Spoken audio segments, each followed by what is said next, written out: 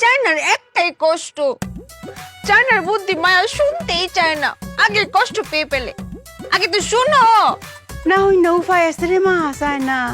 আচ্ছা ক উনি কইতাম আগে মিষ্টি খাও।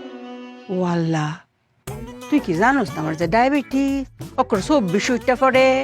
এই নাই আমার তোর ভাল লাগে না, তোর যদি আমার পছন্দ না হ তে কইলা আমি বিষয় না খায় মরে যাই গা।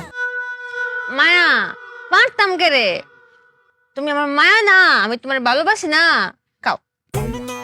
হিরেবার কইতে তোস মিষ্টি খাইতাম, তে মিষ্টি খেলে আমি বাদ জমরে চাই না মায়া। এই তো লাইনে এসেছো। মায়া কি খাইলে বাঁচতা না? তাই না রে, কতবার কইতাম মিষ্টি খাইলে বাঁচতাম না। হ্যাঁ, ডায়াবেটিস, ডায়াবেটিস কি খেলে বারে? মিষ্টি খাইলে বারে। হ্যাঁ, সমস্যা কোথায়? ডায়াবেটিসে না, মিষ্টিতে। হ আমি সমস্যার চিকিৎসা করে ফেলেছি। কেমবা?